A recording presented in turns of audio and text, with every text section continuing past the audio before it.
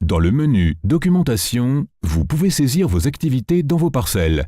Le symbole de menu en haut à gauche vous permet d'afficher ou de masquer le menu. 3 colonnes sont à votre disposition.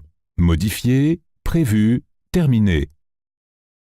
Modifier signifie qu'une activité a déjà été ouverte et démarrée, mais qu'elle n'est pas encore terminée.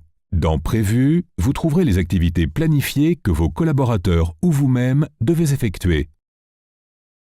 Dans Terminé, vous trouverez toutes les activités gérées à partir de cet appareil et qui ont déjà été transférées à la plateforme 365 FarmNet.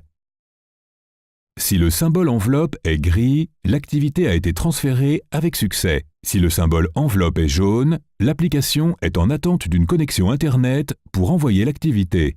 Les activités terminées peuvent être envoyées par email à des tiers en tant que justificatif de travail par le biais de la flèche jaune en haut à droite. Si vous souhaitez créer et démarrer une nouvelle activité, allez en haut à droite dans « Plus, Nouveau ».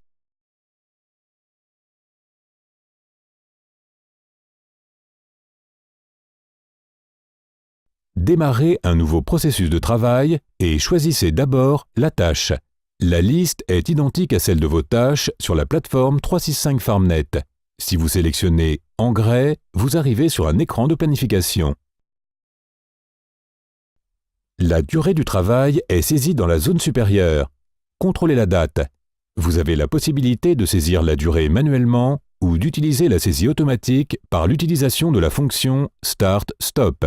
Pour la saisie automatique, vous devez actionner la flèche en bas à droite. Vous pouvez également mettre en pause votre travail en actionnant de nouveau la flèche. Enfin, sélectionnez les parcelles en appuyant sur le symbole « plus ». Il est possible d'effectuer une sélection multiple. Vous pouvez sélectionner les groupes de parcelles ou les filtrer par culture ou variété, comme dans cet exemple avec le blé. Confirmez votre saisie à l'aide de la coche en haut à droite. Dans l'étape suivante, sélectionnez le consommable et indiquez la quantité, soit par hectare, soit la quantité totale. L'application calcule alors automatiquement l'autre quantité. Confirmez de nouveau votre saisie en cochant.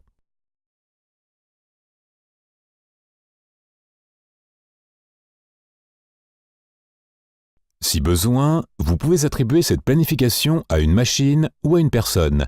Validez ensuite la sélection.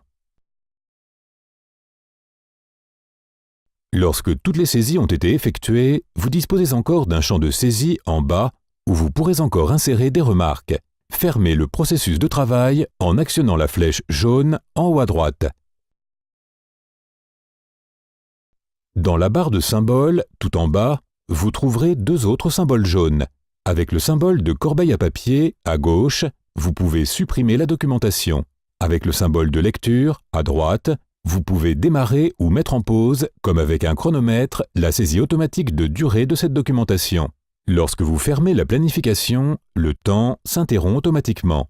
Fermez la planification en actionnant la coche en haut à droite. Vous obtenez alors la durée saisie. Après la fermeture de la planification, vous revenez de nouveau au menu « Documenter ». Dans « Terminer », vous trouverez la planification créée.